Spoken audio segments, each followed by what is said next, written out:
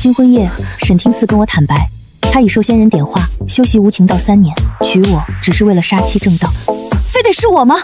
村头的张寡妇患病多年，早就想死了，你去给她个痛快行不？我爱的人是你，自然得杀你。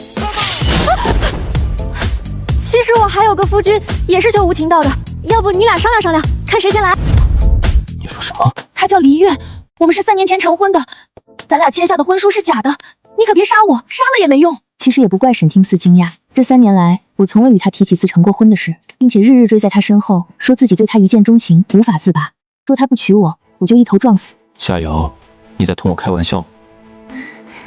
不是玩笑，是太巧了，他也修无情道，你要在新婚之夜杀了我，我还没来得及与他和离，你就出现了。你是说你与我相识时刚成过婚？那你为何？你长得有点好看，我没把持住。总之，婚书是假的，也没洞房，我还算不得你的妻子。你想杀我正道，可能得排一下队。夏瑶，你是在拖延时间吗？编出这么个谎话，以为我会信？信不信的？要不我先领你去看看我那个夫君，也不远。带路。我二话不说就出了门，带着沈听嗣绕过3条小巷，5座高山，终于将他领到林间深处的一个小院。正要进去，沈听嗣却停住脚步。夏瑶，你该不会在此处设下了埋伏吧？大哥，我又不知道你要杀妻，怎么提前设下埋伏啊？再说，你瞧瞧这上面的针眼，光是绣嫁衣这一个活，我就忙了半个月，哪有功夫？别以为你这么说我就会心软。无情道成后，我便能拜入仙门。无论你说什么，都没有成仙重要。唉，当真是修无情道的好料子。进去吧。我带沈听嗣进到屋里，又拿出火折子点燃。屋里什么家具展设都没有，只有一个黑衣男子靠在角落，气息微弱，动弹不得。听见动静，他猛然睁开眼。他便是黎月，你还真的藏了个男人。孟之义，这又是谁？孟之义，你连名字都是假的。不对，什么叫又？沈听嗣真笨，又就说明你不是我第一个带给黎月看的男子呗。我原是下凡历情劫的神女，名叫昭月，因为和司命仙君交好，于是临行前我让他给我走了道后门，保留记忆。这能行吗？要是被天道动司，可如何是好？那你是想看我被凡间的蠢货男子戏耍吗？我已经经历劫9次了，这最后一次若是失败，又得重新来过。你别磨叽了，就说帮不帮吧。可你的情节已经很简单了，只要有男子心甘情愿为你去死就行，这都要作弊的话。既然你说简单，那你替我去死吧，你选，想怎么死？别，我答应你还不行吗？我这就封锁你的神力，但到时候被发现了，你可千万别把我供出去。就这样，我被司命封锁神力，扔到了凡间。情劫是我的最后一劫，只要顺利完成，我便能从神女晋升为天界唯一一个女金仙。所以我十分重视，从世间众多男子之中挑中了看起来很深情的黎月。也怪我不懂情爱，眼光不好。他说对我一见钟情，我就信了。他说要娶我，我更是一蹦3尺高，想都没想就嫁了。谁知正准备婚后装病，想办法让他替我去死的时候，他忽然告诉我，他要杀妻正道。这一世是我对不住你，来世当牛做马报答你的恩情。我气得差点吐血，直接掏出神器将他禁锢。好在我下凡的时候早有准备，不然就白给了。正准备将黎月杀了时，司命的声音在耳边响起：昭月，神不能对凡人动手，你忘了吗？于是我只能咬牙将黎月关起来。没过几日，我就认识了沈听嗣。这次我长了教训，一边对他好，一边搜罗别的男子。3年间，我带到黎月面前，让他帮我长眼的男子不下100个。一开始他暴怒，世间怎会有你这种不知廉耻的女子，居然带别的男人到我面前来！孟之义，赶紧放了我！后来他气疯了，我错了，我再也不修道了，行不行？你放了我吧，我们好好过日子。到最后他麻木了。孟之义，你别让我知道你的法器是怎么解开的，否则我第一时间杀了你。浑身上下嘴最硬，有本事现在杀了我呀！沈听嗣是唯一一个没被我带到黎月面前的人。一来他与旁的男子不同，不会上来就问我晚上有没有空，看着就是个正经人；二来他心思缜密，城府颇深，见了黎月难保不会生出乱子。果然今天一见面就糟了。所以我现在该叫你夏瑶，还是孟之义？你还叫我夏瑶，他还叫我孟之义，不影响。至于无情道的事，你俩商量一下，看谁愿意为我去死。愿意的那个，我有报酬。哼，原本我还有几分不忍，不曾想从3年前你就在骗我。既然如此，那你就去死吧！既然如此，那你就去死吧！孟之义，赶紧放了我！你敢死在他的剑下，我就将你挫骨扬灰！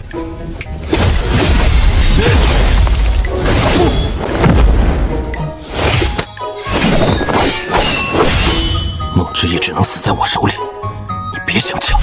哎，这两人一对上就打得不可开交。虽然我也很想看看他俩到底谁厉害，但我真的没空跟他们闹了。于是我偷偷跑了，翻过5座山，绕过3条小巷，带我回到新房，已然天光大亮。收拾好包袱，我一路往京城的方向赶，片刻都不敢停。百花神云曾经说过，丽情节最好的地方就是京城，那里王爷多，将军多，恋爱脑也多，效率相悖。之前我不信，现在不得不试试。走在去京城的路上没多久，司命就又来了。昭月，你别再胡闹了，他俩打架你跑了，这件事不解决闹大了怎么办？你给我走后门，咱俩谁更胡闹？那你也不能跑啊，万一他俩死一个，被天道知道了，咱俩都没有好下场。我不管，反正我对你们男人死心了。这样吧，你先回去，我帮你清除他们俩的记忆，你挑一个重新来过，先把这件事糊弄过去再说。那要是他俩还想杀我怎么办？我先解了你1/3的神力，这次你先杀夫正道，关键时候再假装心软放他一马，然后你再说自己患上重病，想办法让他们替你去死。有没有更好的办法？这也太麻烦了，浪费时间。那你自爆吧，到时候你重新历劫，我被天道惩罚，咱俩同归于尽。公家饭真难吃啊，司命。知足吧，我还得再干1000年才能去历劫，你离成功近在咫尺了。也是，那你把神女之力还给我吧，顺便帮我看看是哪个蠢货点化的沈听寺。随后司命就将我的神女之力解封了，1/3的神力归体，我感觉身体都轻松了许多。往回走的时候，我想了一路到底应该和谁重新开始。李月深情，和我在一起后几乎把我宠上了天，可他又很冷血。当年刺向我心口的尖尖，可比沈听寺狠多了。沈听寺克己复礼，相处3年，几乎挑不出错处，但他平时不显山不漏水，关键时刻心软，想必也是为了看看自己头上那顶帽子到底是什么颜色，并非善茬。一路都没有想好到底选谁。等我回了那座小院，小院早就被夷为平地，李月身上全是血痕。沈听寺握着剑面的手不住发颤。查到了吗？到底是谁点化的沈听寺，教他修无情道？还没有，给我点时间。你到底行不行？这些神仙哪个没有点关系？查起来哪有那么简单？要不你来？本来就烦，能不能别催了？还不是你无能。就在我俩斗嘴的时候，一道巨大的撞击声响将我打断。废物！孟之义眼光越来越差了，你比他给我见的那100多个男子都要蠢，竟到了成婚之日才知他是什么样的人。100多个，这3年，他带了100多个男子给你看。孟之义的第一个男人是我，他是被我伤了心才会破罐破摔找那么多男人，否则哪有你的事？你胡说！这3年对我百依百顺，从来没听他提起过你。爱得越深，恨得越浓，因爱生恨，才是这世间最极致的情感。他离不开我，否则怎么会将我禁锢在这里3年？每认识一个男子都让我先看过，他是在拿你当替身呢。快拦住！离月出事了，咱俩也得完！司命的喊声在耳边炸响的那刻，我已经闪身窜过去，攥住了沈听寺刺向离月的剑。我的手连个口子都没破，倒是沈听寺被我的神力击中，踉跄着倒退了好几步。夏瑶，你也是修道之人，你竟救他！夏瑶，你也是修道之人，你竟救他！我就知道你爱的是我。我不修无情道了，为了你，我愿意放弃长生。那你愿意为我失去生命吗？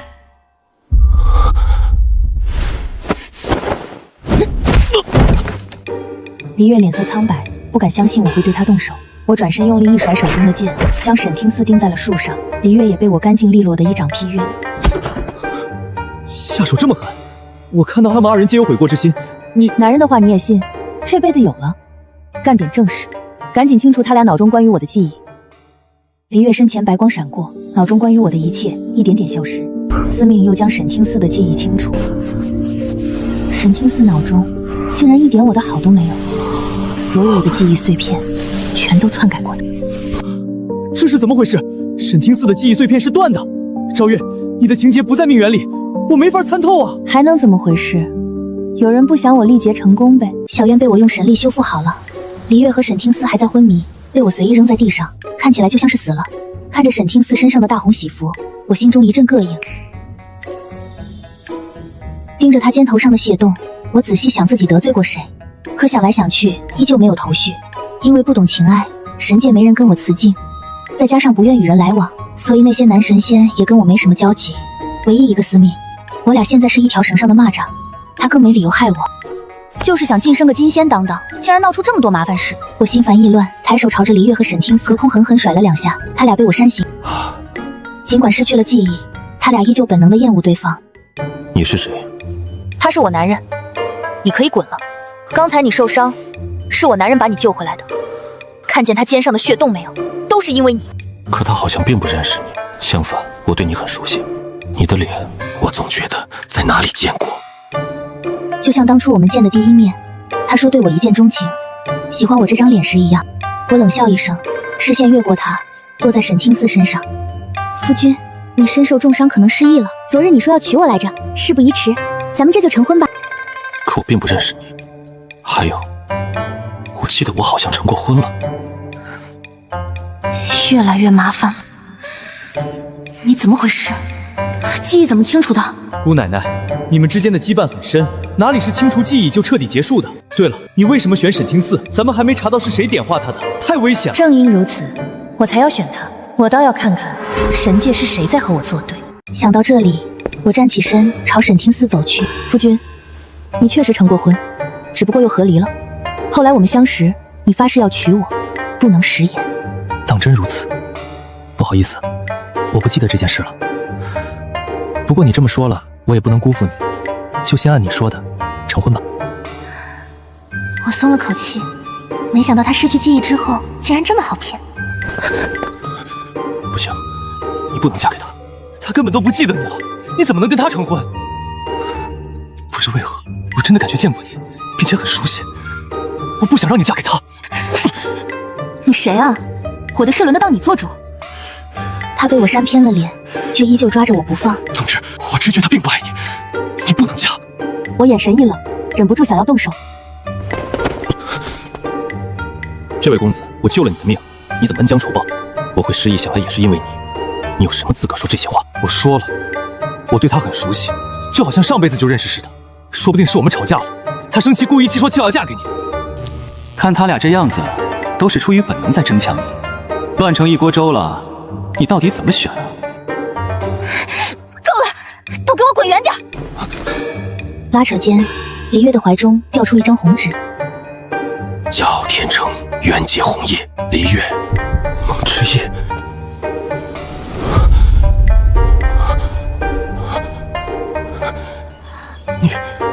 你叫梦之夜对不对？这是我们的婚书。对不住了，我不叫梦之意，我叫昭月。再不走我就动手了。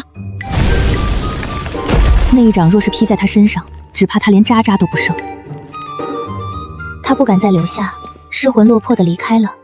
不管怎么说，总算是解决了一个。他走后，事情便顺利多了。在我的精心照顾下，沈听思肩上的剑伤逐渐好全，即便是失去了记忆，也在朝夕相处中重新爱上了我。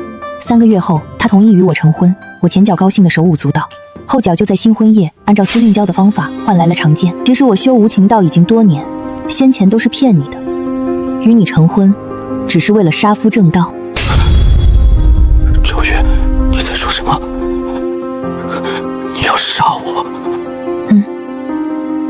杀你我才能长生，我也没办法。可你说过你爱我，你怎么能？是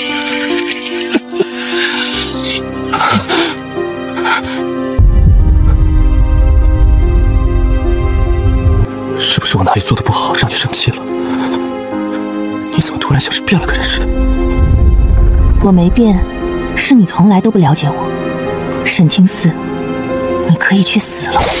昭月不可！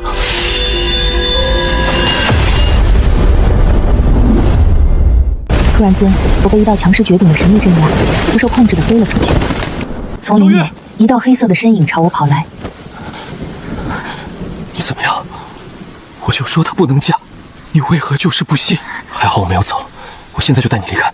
空中忽然惊雷四起，乌云密布，滚滚雷霆，我被一道强势绝顶的神力镇压。赵月！姗姗来迟的沈听嗣大惊失色，想要上前帮着黎月将我拉起，可他没走几步，就有天雷降下，生生拦住他的去路。看见这一幕，却忍不住抬头，缓缓笑起来。果然是你，天道。这几个月里，我一直在想，究竟是何人阻拦我的情节。然而想来想去，只得到一个结论：无人阻我。情节立完，我的10道劫书便顺利完成，届时成为神界唯一一个女金仙，对谁都没有坏处，唯有她，天道。只有她有理由，也有本事参与进来。可她不是人，也不是神，而是掌管3界律法的一道意识。若不主动现身，谁都找不到她。所以我才放手一搏，假意要杀沈听嗣。果然，她来了。昭月，你可知错？黎月和沈听嗣被司令清除的记忆尽数回归，他俩身体僵住，震惊地望向我。我看都没看他俩，嘲弄地反问：“不知道，你说给我听听。”你威胁司命，携带记忆下凡历劫，还想虐杀凡人，这便是错。看在你庇佑世人1000年的份上，我愿放你一马。只要你自行摧毁神窍，此事便过去了。你不会不知道。我修炼万年才成为神女，又庇护世人1000年，历劫1000年。即便神窍损毁，在这世间也不会彻底消失。只要继续修炼万年，便可重归神位。天道，你让我放弃，并非是想将我抹杀，而是不想让我晋升金仙吧？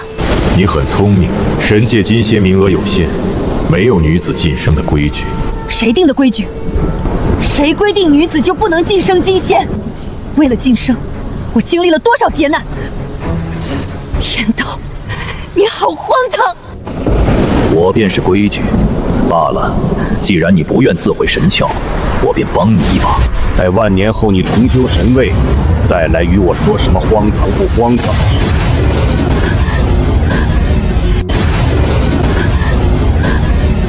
我心念一动，准备强行冲破禁锢拼命，谁知下一秒，黎月将我护在怀中。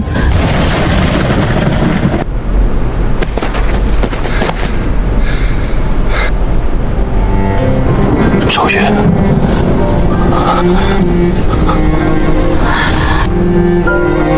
我骗你一遭，你骗我一遭，如今我把命还给你，我们扯平了。我从他的怀中坠落，还没来得及再看一眼，身体便骤然一轻，恍神间，浑身断裂的骨头快速复原。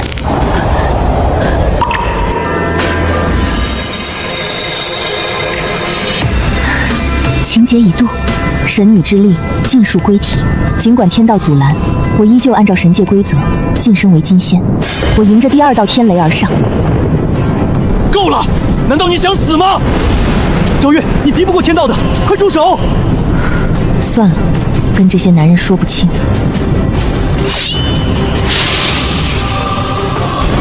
第2道天雷被我一剑斩断，我的身体也轰然下坠，将地面砸出个大坑。天道怒了。昭月，你想干什么？现在收手，我许你金仙之位。金仙，我已经不稀罕了。天道，我要神界所有人都看见你的嘴脸。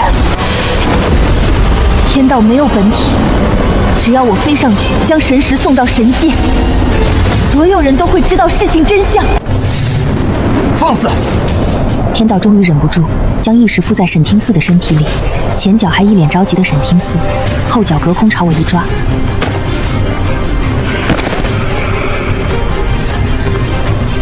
昭月，你如此冥顽不灵，就别怪我将你斩杀了。去死吧！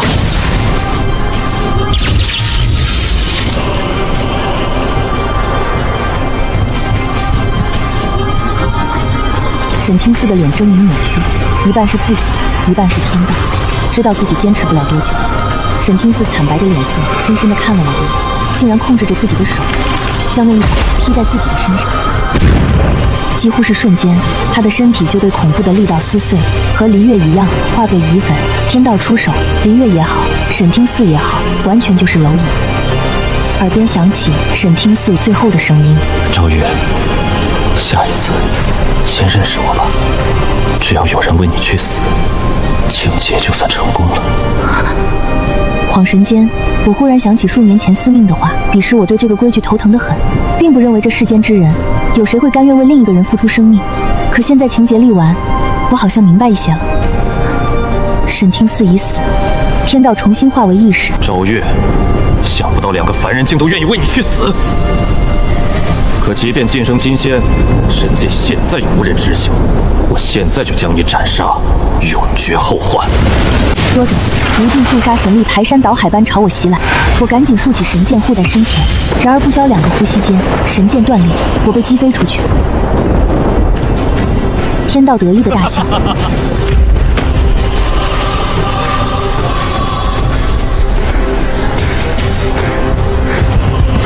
杀了我，日后就再也没有女子能够晋升金仙。若是神界的人知道是你这样的人掌管这天地法则，他们不会知道的。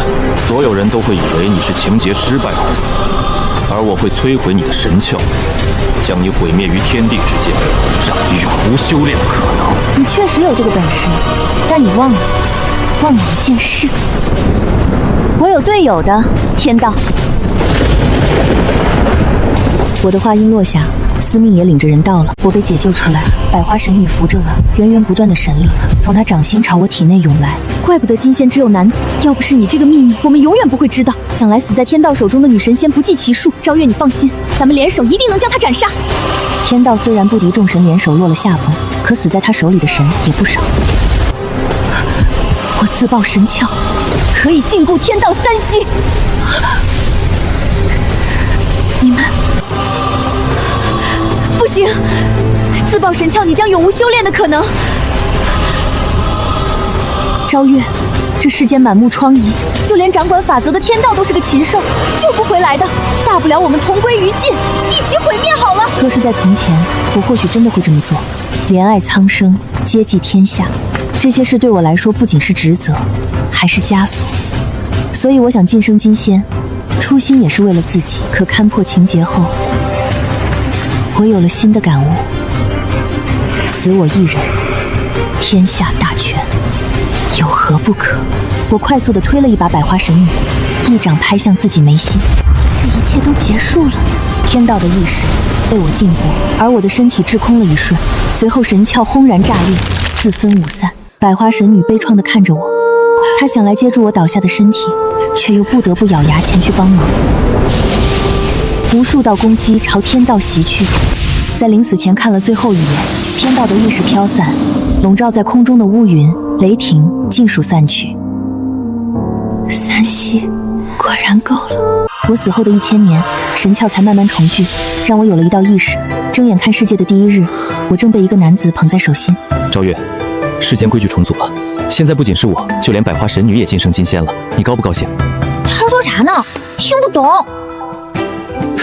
那时帮你作弊，谁知捅了这么大一个篓子？你欠我的，拿什么还？老天，我才刚出世就欠债了，这像话吗？刚重生的昭月还没来得及舒展筋骨，就被拦了下来。这样吧，你帮我搞定2个人，我便当你还了。金仙至纯神力入体，我的意识猝然变大，我有感觉，再有个几百年，我定能修成人形。你要我帮忙搞定的那2个人是谁？喂，你俩打够了没有？我去看看。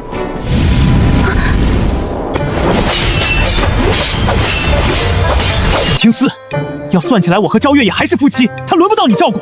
他和我成了2次婚，那你也是2房。你们早就和离了。没有，婚书还在。那上面是孟之义的名字，不是昭月。你够了！你们轮回3世，又争了1000年，还没闹够。我已经和昭月说了，以后你们2人一起照顾她。这怎么能行？黎月不会照顾人，昭月要是出事怎么办？那也比你强。好好歹是我先喜欢昭月的，我要杀了你！来得好！别再打了，烦死了！看见了吧？他俩都受过天道的神力，又靠着顽强的意志于世间存活下来，现在不死不灭了，怎么办吧？你说，你惹的事儿。唉，算了，反正我也没啥事儿，就我照顾你吧，待你修成人形，再从他们俩里选一个。选？为什么要选？格局打开，2个我都要。